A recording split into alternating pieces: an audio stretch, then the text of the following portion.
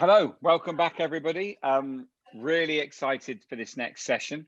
As you know, this is part of the Good Business Festival, and the whole idea about the Good Business Festival. It just fills me with utter joy. You know, it's this celebration of how business can do good. For many years, we've looked at business and seen it as something that is neutral at best and often harmful, and that may be true. And some of the problems we've got in the world that have been created by business for certain. But the only thing that's going to fix them is the new type of business. It's enterprise, but it's enterprise that cares in a different way. So I'm really excited to be able to host these conversations today. We've had two amazing sessions already. This is the third session. The session is Woman of the World. It's a man's world, or is it? It's never been more salient. It's never been, we're at third wave feminism. Everything's changing, and so it should be. It's time. It's time for people like me to move over, and that is super important to recognize. And we've got three incredible people to talk on the panel today. I'll introduce them really briefly, and then I'm going to get out of the way and let them introduce themselves. So first up, we've got Tandy Diana from Copenhagen, but not just from Copenhagen, as I'm certain we'll hear. Tandy is currently working with Girls Are Awesome, a purpose-driven brand and emerging media platform, creating and collaborating projects that increase female representation.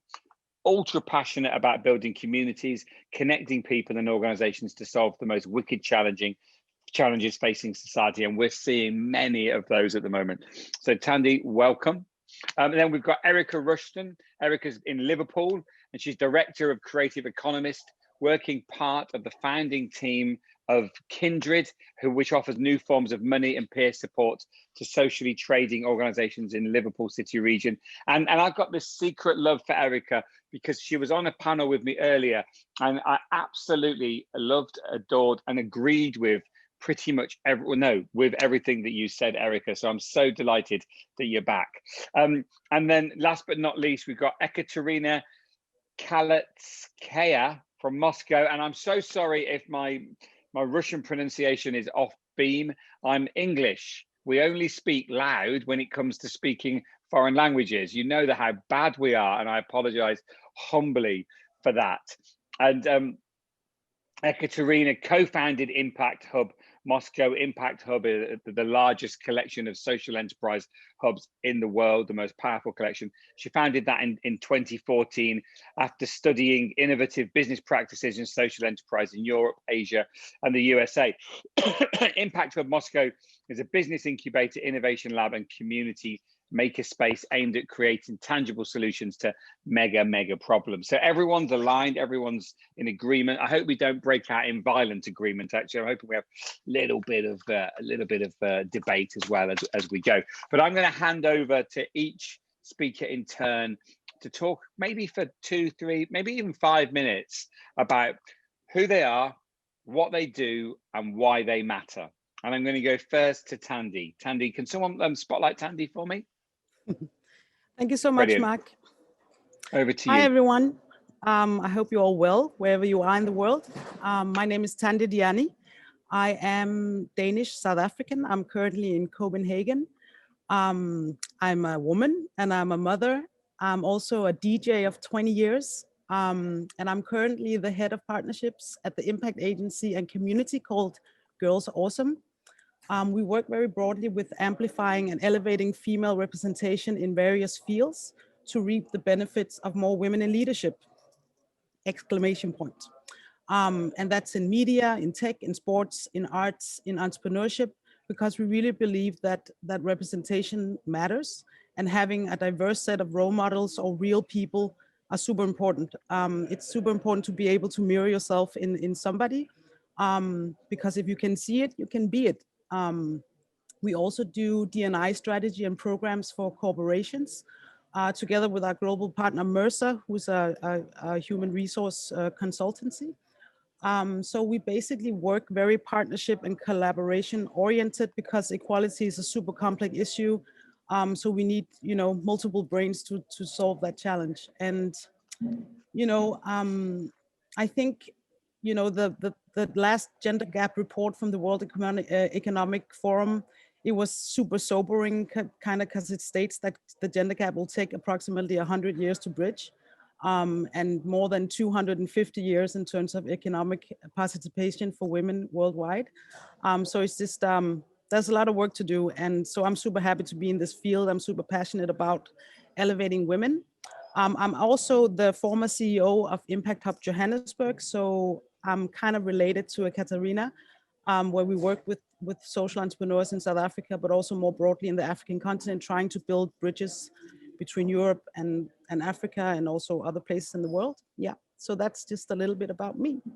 Wow, Tandy, that's not a little bit. You've gone from DJ to Impact Hub, right? That's incredible. I mean, genuinely, and not an easy world to kind of make a name in a DJ. It's a very crowded, busy market. Everyone wants to be a DJ.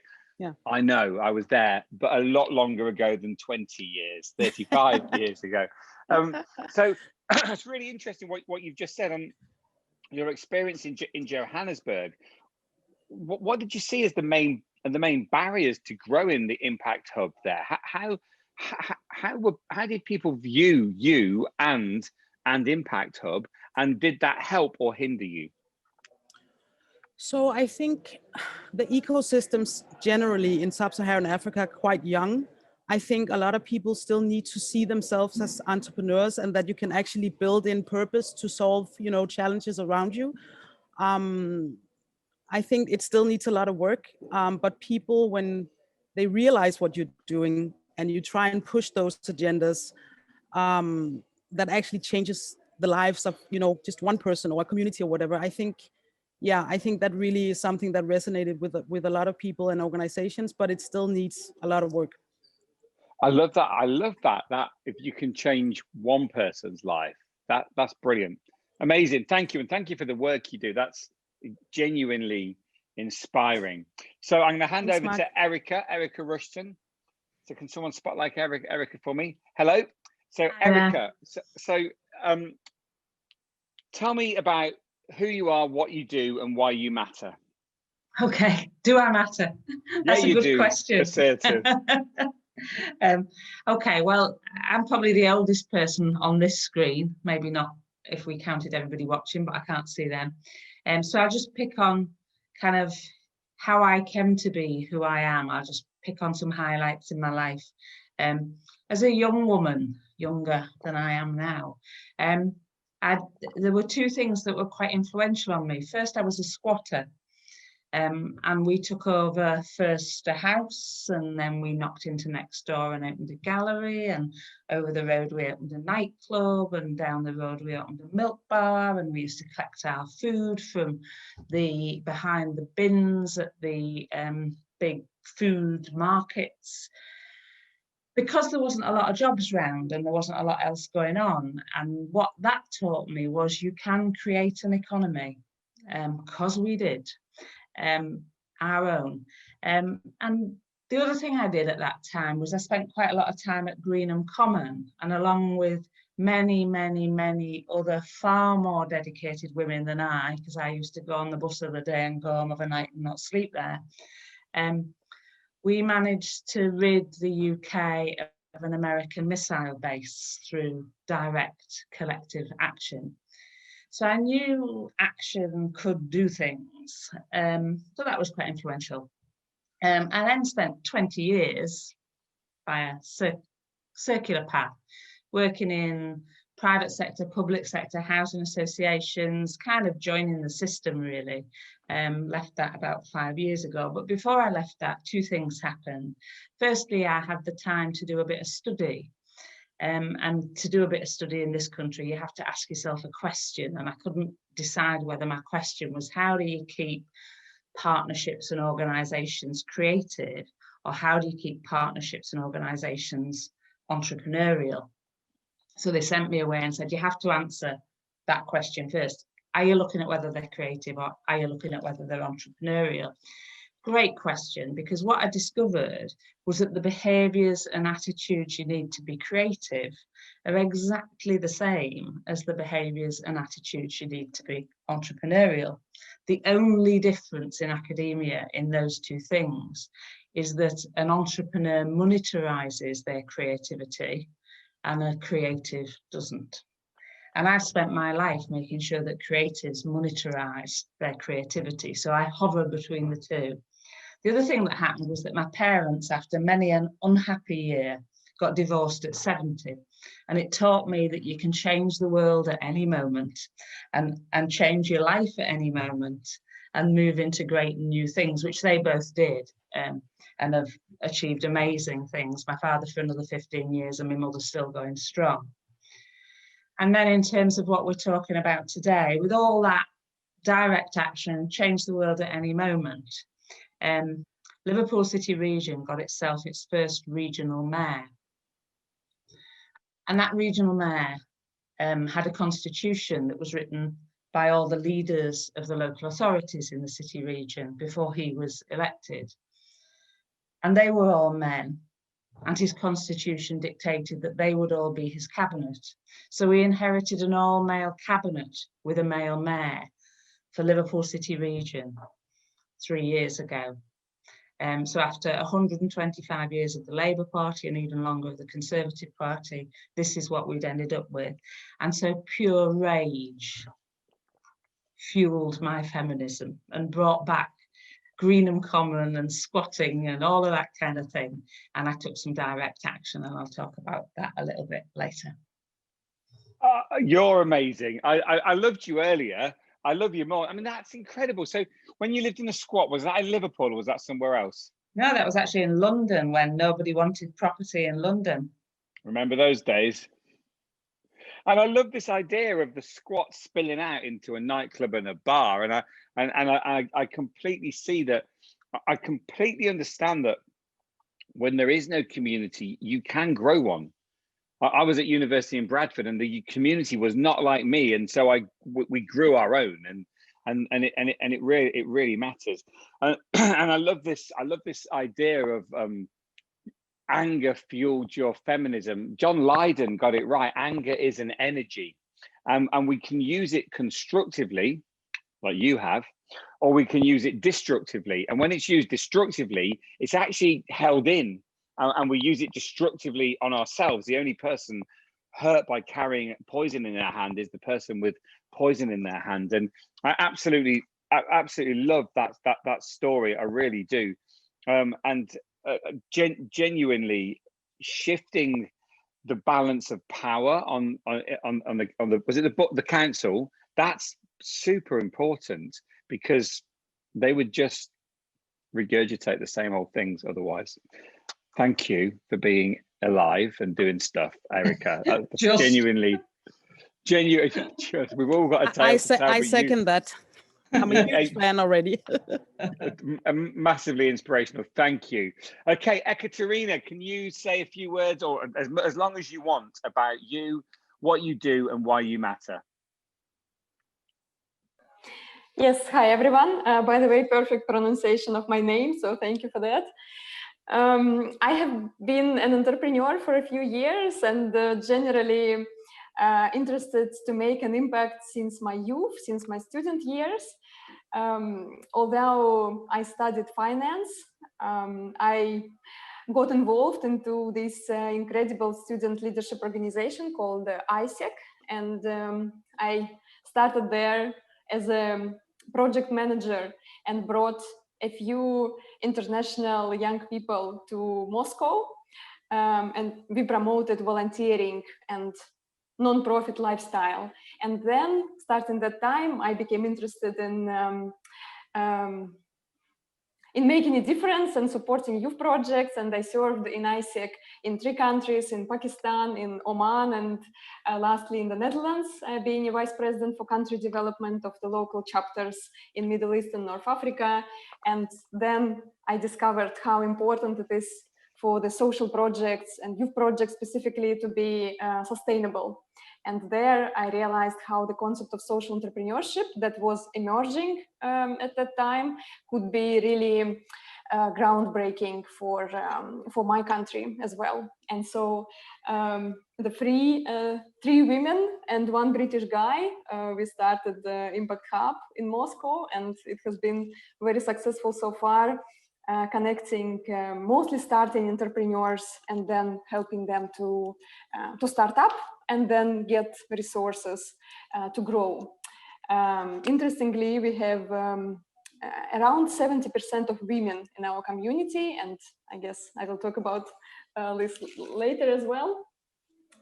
So having all these perspectives internationally, I'm trying to bring the best practices to Russia and inspire people to start initiatives that really change something around them.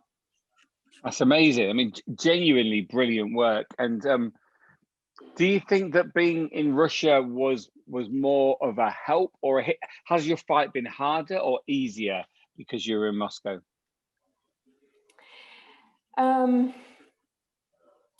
Well, if I compare it to my international experience, I guess it's always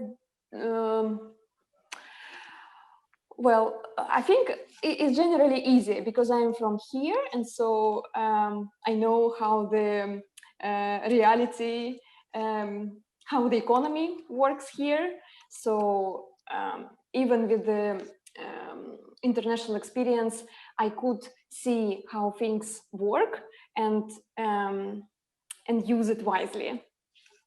That's really interesting. So being able to draw on what you did elsewhere has actually helped you progress things back in Moscow. So without that international experience, how successful would you have been? I don't think that I would ever connect to Impact Hub network if I didn't have the international experience. So I think maybe I could run some local initiative and it could also be probably successful, but being connected internationally and seeing the value of the international movement, I think makes a big difference. Brilliant. Thank you. Thank you very much. So we've got, please, if you've got any questions, pop them in the chat. We've got a few questions to kick us off. And I'll go in the order that we introduced in. So the first question will be for the first person I'll ask will be Tandy. So if we can get Tandy on the screen, that'd be great. So Tandy, in your experience, what is a unique perspective that women have brought to the table in growth projects? Well, I think women, they bring a unique perspective to any project. And I think it's super important to have women in all kind of layers of ideation, because if you have already designed a project without a women's perspective or without a diverse perspective, then it's not going to grow very far, I think. And yeah, so I think the greatest projects that we see out there in the world, they're definitely diverse in which they were designed. And it's super important to always kind of leverage different thoughts, different backgrounds, different, layers of ideas in anything that we do. So that's, yeah.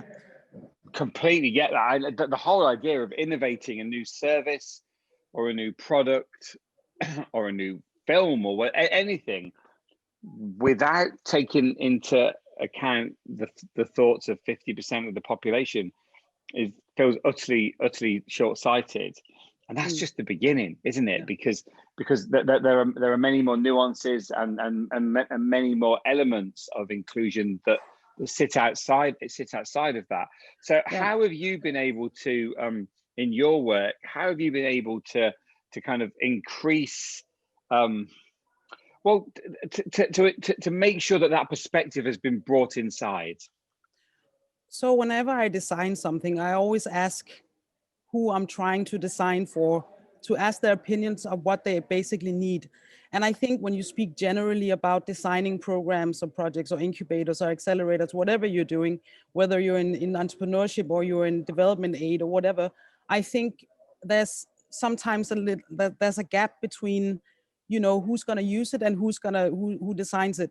And the way that I've always done it is really to ask to ask out in the open. Not, you know, it's about being brave enough to feel not stupid, but just, you know, I can't know everything in the world, so I need kind of input from different people. And I always use, for example, when I moved to South Africa from Denmark to run Impact Hub, the first thing I said to my team was like, listen, I'm probably the one who knows the least. I have a lot of experiences, but this is a different context. So what do you feel about it?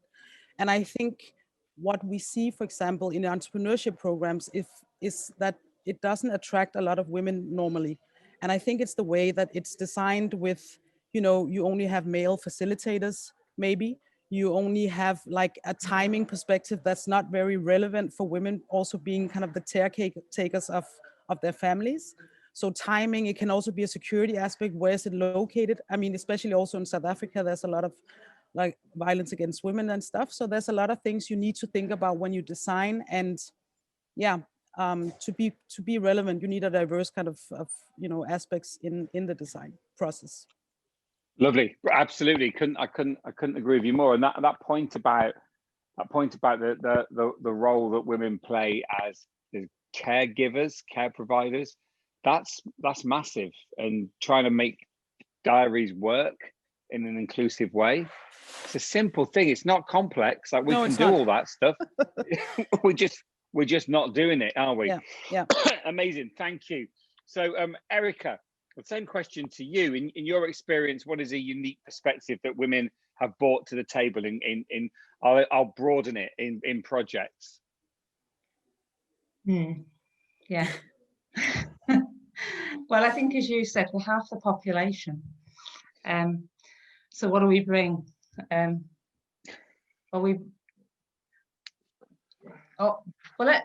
I go back a little bit and just think how far we have to travel, that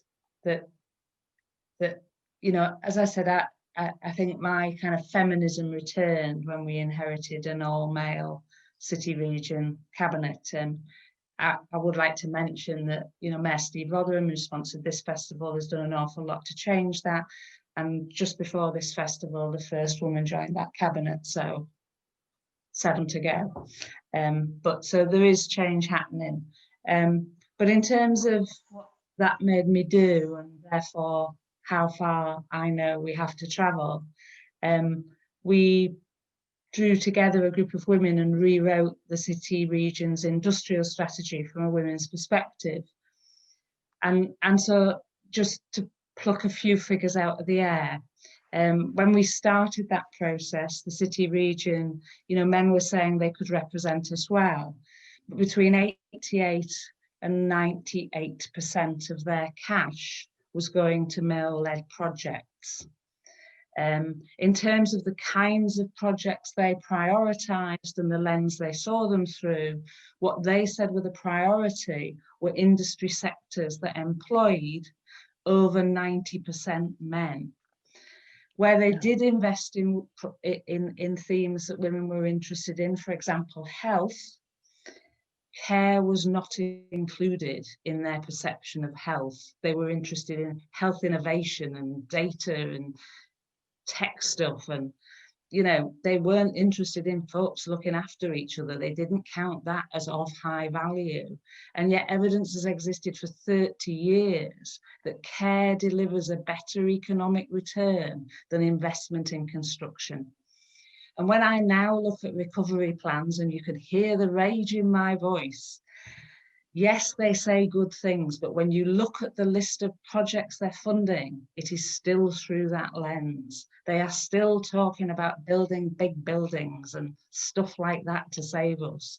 And they are not talking about putting an equal amount of money into care. All the global evidence shows us that where new growth is coming from is from women.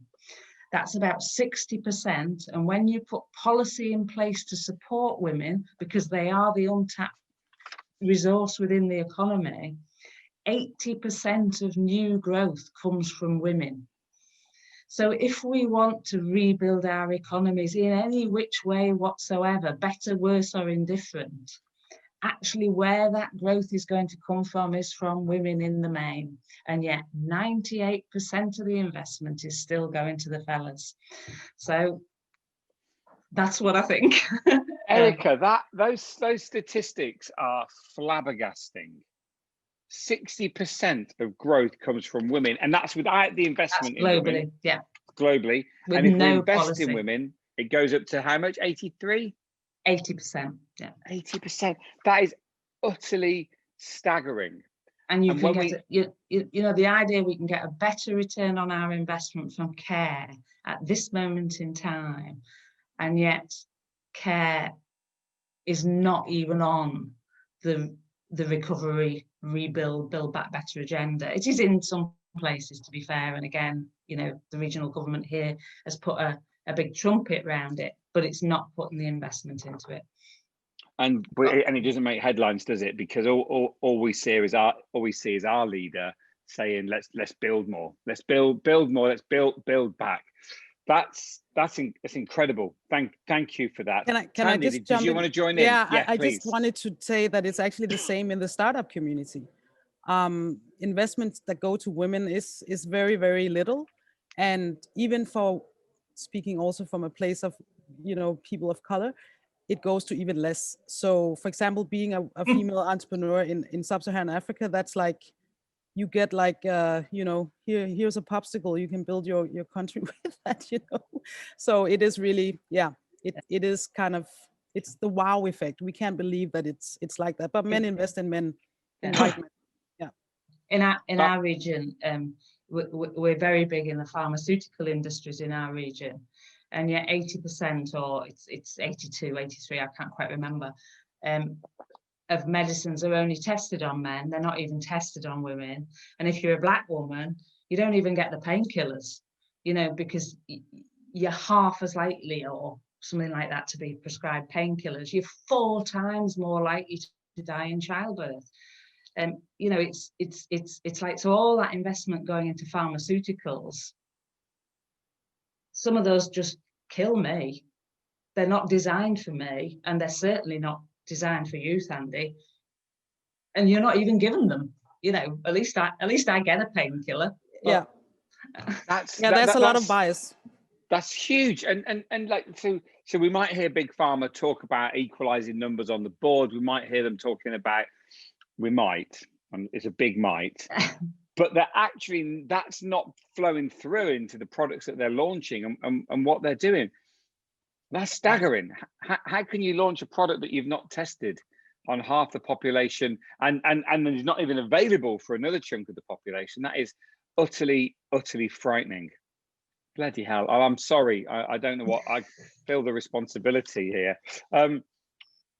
Ekaterina, so I'm going to ask you the same question. What is the unique perspective that women have brought in your experience to Growth Project? This is better with all 4. I like all 4 here. This is good.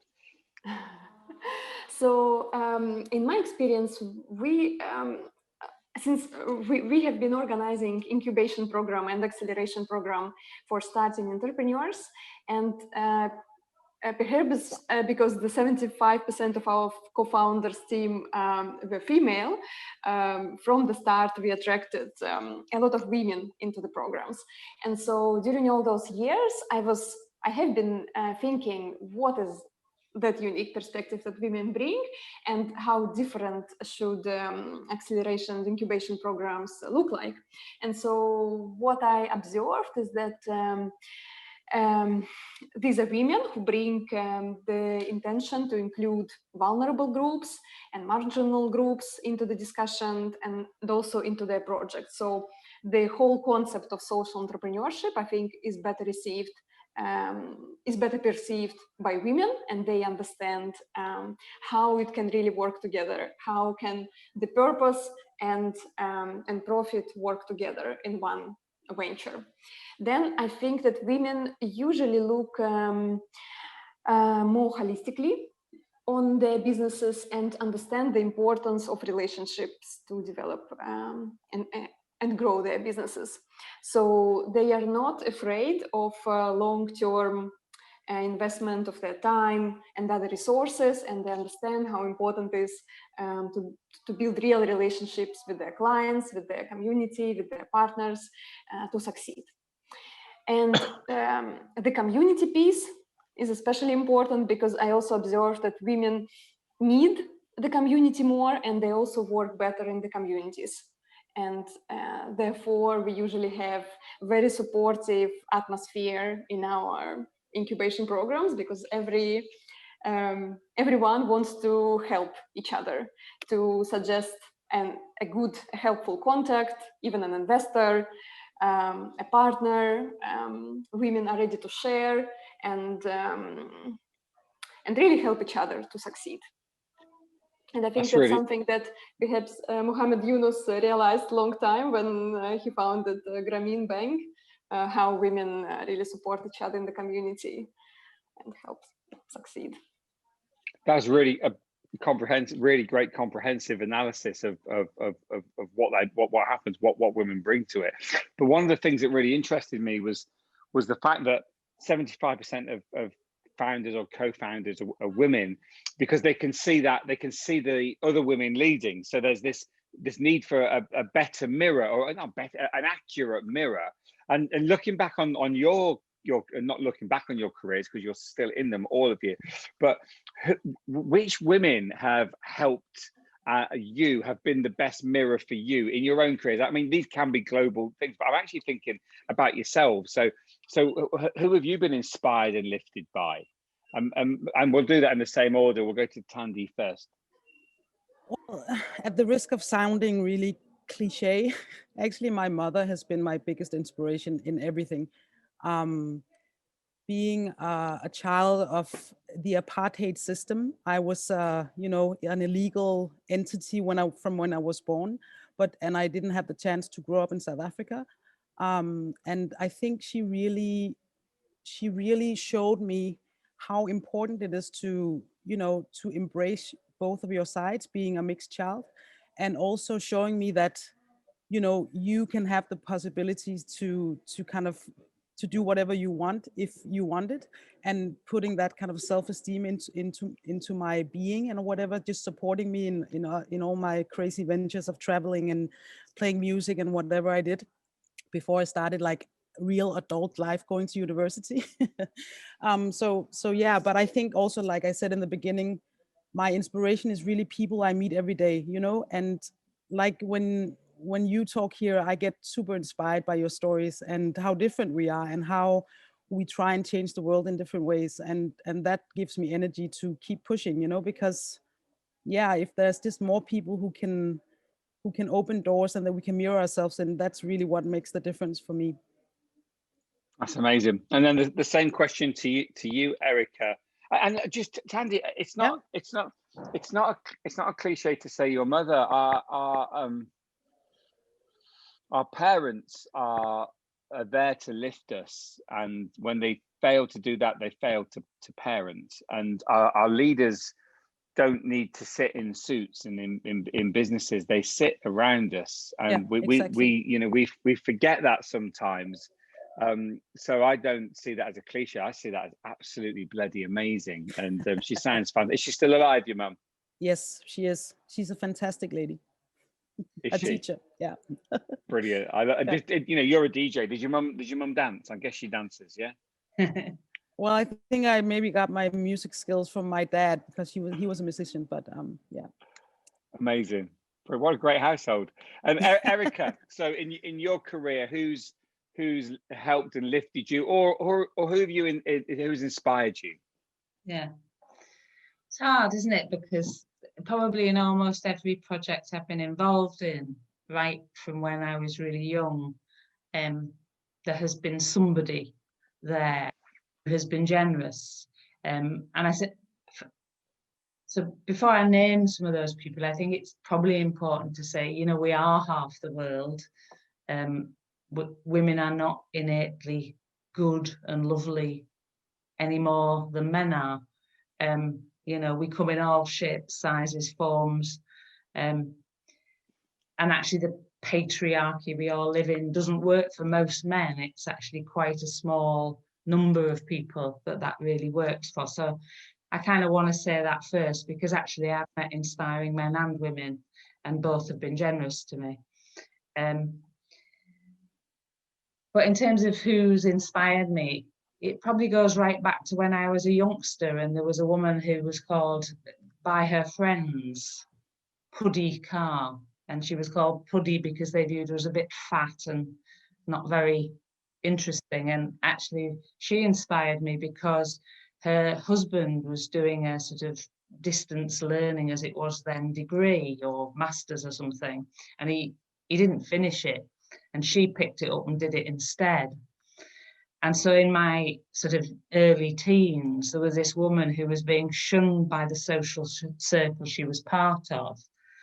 But actually she wasn't very interested in being a mum, and that was the only thing to be around the world I grew up in. If you were a woman, you were supposed to be a mum, work in a shop, or become a teacher. And actually what she did was she got herself a qualification and wasn't that interested in childcare, though she was very nice with her own children. It just didn't motivate her. And that was quite an important moment for me, seeing you could step outside of that world and be something else other than a teacher, which was the only thing on offer, really, or a wife. You know, I think a big fear of my father was I'd leave school at 13 and get married at 14 or something. But in terms of who's inspired me, in almost every big project I've been involved in, they have all begun with an act of fury or rage or frustration. I'd probably point particularly to a woman called Jane Casey in Liverpool, who was one of the driving forces behind Baltic Creative, which I chaired for 10 years, and she was on the board with me. And she'd seen waves of creative people in the city take over empty buildings and bring life to areas, and her fury at that, and her fury at something called the Biennial in Liverpool to not show local people's work, made her put on something called an independent exhibition of local people's work, and that took us into an area and took us into buildings we haven't been in before, and us creators all went, oh, imagine what we could do here. And we did actually take over that area, and 3,000 people now work there. So those acts of rage, those women who are willing to do something because something has made them furious, have been the people who've inspired me, and she's just one of many. That's amazing. And there's so much richness and value in what you said to my ears. And I think you're right. The patriarchy doesn't work for all men. It works against most people, and we forget that. And I love that whole idea of you being lifted. I've been lifted by people through my career, some amazing bosses. I've been quashed by others, and not always women or men on either side, a genuine mix. But kindness is a competitive advantage, and we think of it as a weakness, and it comes in many forms. It can be something really simple, or it can be just giving you a voice, and that's the most powerful thing we have, is our voice. And once we are able to enunciate and explain what we think and why it matters, everything changes, and it's the same voices that get heard all the time. Thank you, Erica. I love that. Katerina, same question to you. So who has lifted you, inspired you, who has helped you, who has inspired you? Mm-hmm. I have had a similar experience with a genuine mix of inspiration in my life. But if I think of women specifically, currently and for a few years, my biggest inspiration has been our global director. Her name is Gabriela Gandel. She's leading the Impact Hub network. And so she likes to say that she has 100 bosses.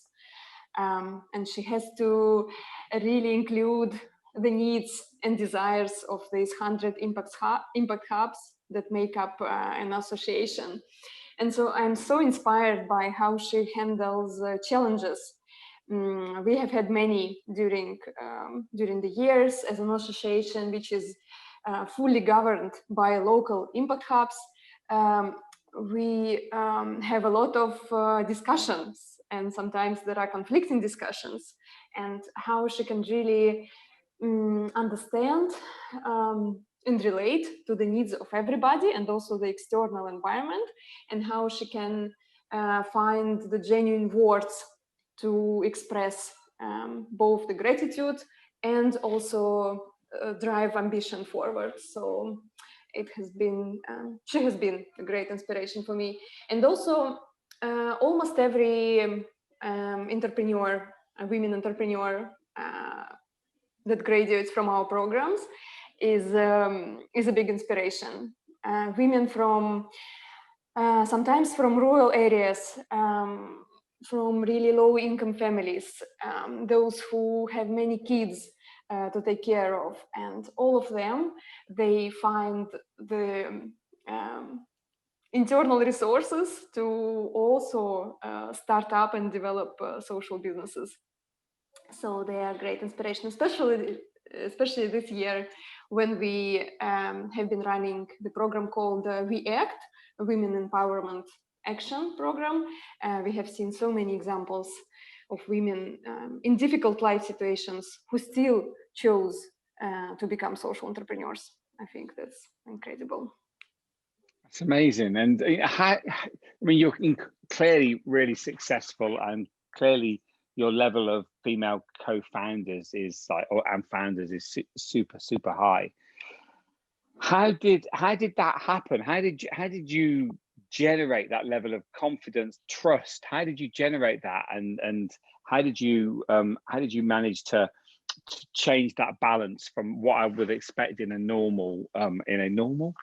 any other kind of startup hub? I'd expect it to be more 50-50, but I may even be wrong there. Well, yes, I think the general is, I even put the statistics that globally only 13% of applicants are women-led teams compared to 52 of male-led and 35 mixed, but we have 70%. I think it's because our completely women team, a women leadership team at Impact Hub in Moscow, I think that attracts also, we attract people like us. Also, and perhaps we are putting such communication about additional support, peer-to-peer connections during the acceleration programs. We also offer childcare allowances in order to help women get additional childcare support, like for their kids while they're studying. So we offer these additional perks to show them that they are important and that they also can handle all their responsibilities during working on their projects. That's brilliant, thank you. And the results speak for themselves. I mean, that's a staggering difference from the kind of more usual startup hub. Thank you for that. And so I've got another question. I'm really intrigued. How do we build better businesses? How do we create places that are more equal, that are able to respond and listen to the needs of both genders, of all genders? How do we do that? And I'll go first again to Tandy. What are the top tips that makes it sound like a hobby? What are the things that we need to change, and how do we change it? Well, I think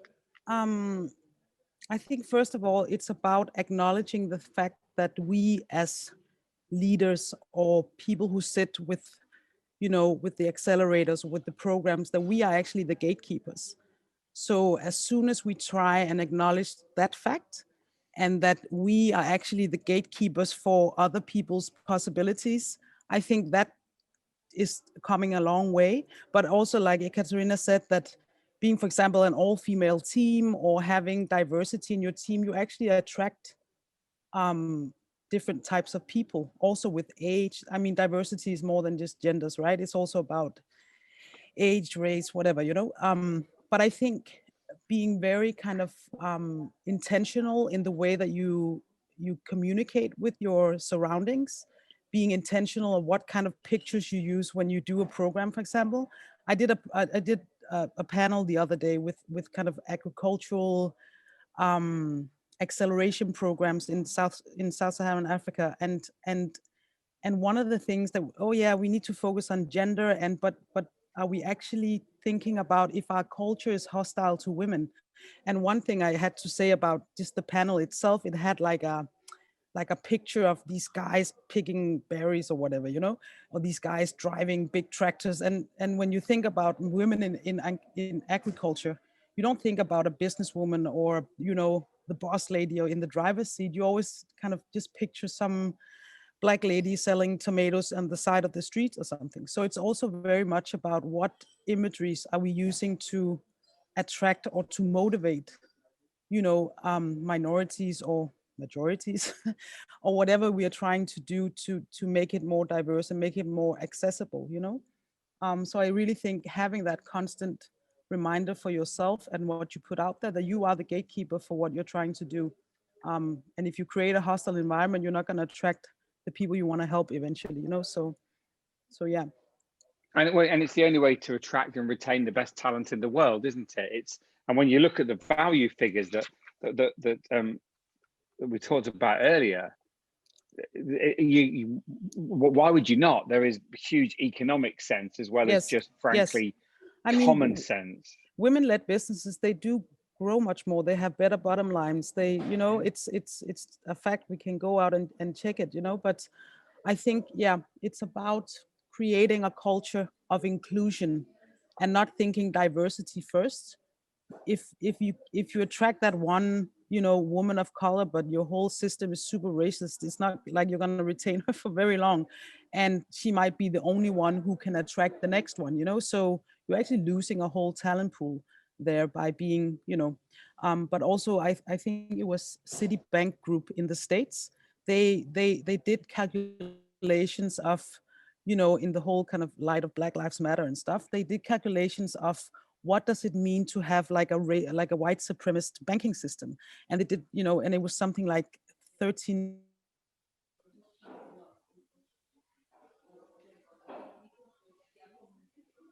Tandy, can you hear me? Okay, I think Tandy's She'll return. She will return. It's frozen now. Oh, sorry, Tandy, we lost you very briefly. Then we got to Citibank. Sorry, where did you lose me? we lost you at Citibank. Oh yeah, they did a study on how much money the banking sector actually lost for being kind of excluding.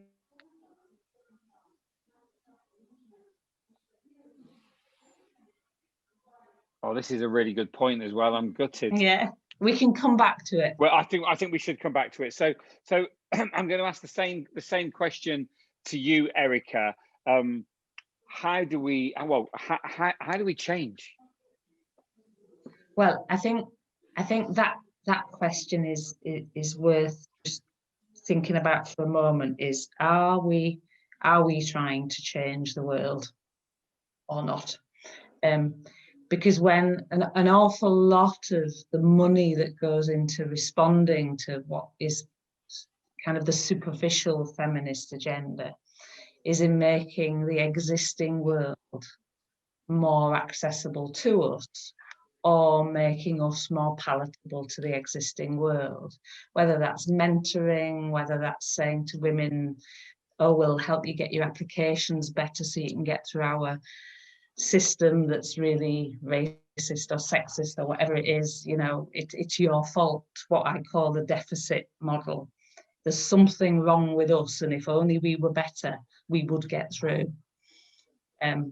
Whereas actually what we're getting through is somebody else's lens, somebody else's perspective, and I don't really want to get through that. I think Ekaterina said it really well when she said, actually, we're predominantly an all-women team, so women tend to come to us.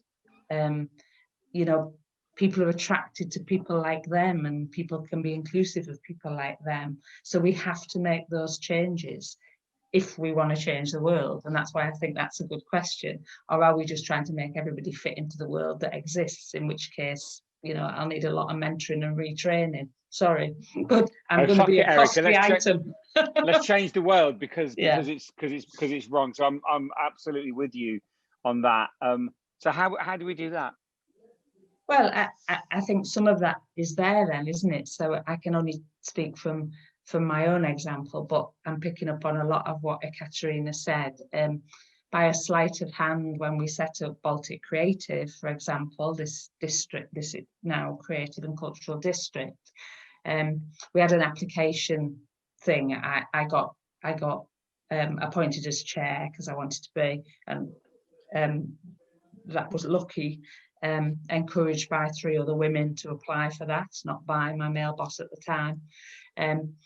But by a sleight of hand, I put all 7 women who'd applied in the maybe pile, and 42 men. I just put the best 7 of them in because nobody else bothered to turn up to shortlist. They thought they'd leave that job to me, the woman.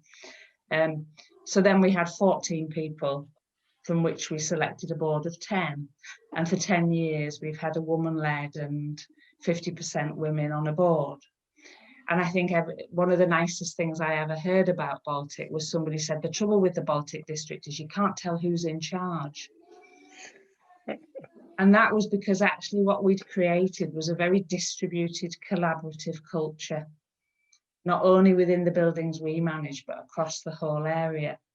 And nobody was fighting to be the boss or in charge or have the biggest salary or whatever it is we fight for. We'd kind of managed to create something else. And I think in the early days, that was really unspoken. We didn't really know what we were doing, but we knew we wanted to do something a little bit different. And later on, that became more spoken. And Fiona, who now chairs the board, did a study on what had made us do that, and how had we ended up there, and why was there so many women on a board when most boards there's like one of us. So that's how I think you change it. You change it by dragging other women in. You know, I only applied to be chair of that because 3 other women said to me, give it a go, why don't you? So I now actively promote other women and promote them onto boards and suggest they do things and tell them to have a go at things. And that's the best I can do. If I'm in a room with a group of people, if a woman says something, I say, that's a good idea, because otherwise they don't get heard. Well, it gets repeated by a man often, and that's a good idea. And yeah, enough of that. Before we move on to Ekaterina, we've got Tandy back. Tandy, you were saying about Citibank and how having a myopic investment view cost money, but you didn't give us the killer stat. No, I think sorry for my unstable connection. Okay. I think it was about $13 trillion that the banking system actually lost for not being, inclusive. And I think it goes the same for women. If you see it worldwide, not investing in women is just bad business. Yeah, so that was my big point. That is staggering, and I'm really glad we came back and got that. That $13 trillion through not being inclusive. That is staggering. Thank you. And Ekaterina, so what can we do? How do we do it better? Imagine you're talking to a man and you need to really spell it out. Okay, so really sort of like, how do we change things? Well, so in our case, actually, the challenge is to bring more men into social entrepreneurship field in Russia. So it's a bit vice versa. But I would also like to relate to Erika's point about, and the example that Erika brought, that in the fields, in the areas where women are not so represented, it's our task to make them represent themselves. So, for example, I'm thinking that as Impact Hub Moscow, connecting so many women in our programs, we can take them to, startup competitions with traditional businesses, for example, where usually men are presenting, or bring them to the networks of men-led communities, so that since we have such a big, powerful group, we can send them to places where they can be unique and show their example. These are the things I can think of at the moment. Or again, since we are working on increasing impact investing and in general resources for social enterprises, and our investors come to us for entrepreneurs, basically, and of course we are showing them female case studies of businesses, and so I think these are the, by these simple steps, maybe we will get to equality overall in the acceleration and investment space at some point. I'll come to Tandy in a minute, but thank you. That's amazing. But we've still got this 100 years to bridge the gender gap. 100 years, like that's like that's like 2-3 generations. So we need to work out how to hasten this. But Tandy, I'll come to you for your response. No, I was just thinking another way of also just, you know, starting with yourself as a gatekeeper. For example, when I started the Impact Hub Joburg, one of the first things I did was, who can actually replace me? What power lady out there can I empower to take my role? Because I'm already at a certain point, so I feel like it's my obligation to open the door for another lady, you know? So I think it's very much about, it starts with you. I mean, we are the ones who fill up organizations or businesses or governments or whatever it is. So if we can think about that and push the boundaries of helping other people within our own space or community, that actually goes a long way. And it has a trickle effect, because the people you open doors for, they will open doors for other women as well. So we can do it without the, you know, the changes in policy. We can do it from the bottom up. And I think that's a really powerful tool, actually. Yeah.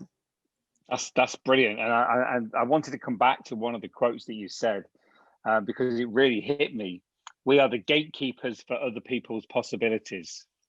Bloody hell. That makes you stop and think of all the gates you've closed. That makes you stop and think of all the people you've turned away from the door and what they could have been. And you know, we grieve for the people that we could have been, and it's actually ourselves that stop others growing into the people they could be. And frankly, it's ourselves that stops us growing into the people that we could be as well. That was amazing and genuinely inspiring. Thank you all so very much. Tandy, thank you. Katerina. Thank you so much. No, thank you. Katerina, thank you. Erica, thank you for joining us twice. Amazing, genuinely. And I would love to, I'd love to chat actually another time. And thank you for tuning in and for listening. We've got another session on this afternoon. I've got a bit of a break now because I do need to eat a little bit more and have another wee. So at 5:30 UK time, we've got a session called Profit Comes from Purpose. Doing good doesn't mean that you have to do it for free. And I hope you join me. And if you don't, have a great day. And thank you all. I really appreciate your time. And we'll see you. I'll definitely see you all soon. Whatever you do, you're gonna fly. I just know that. Cheers. Bye bye. Yes. Bye. Bye. Bye. Nice to meet you all. You too.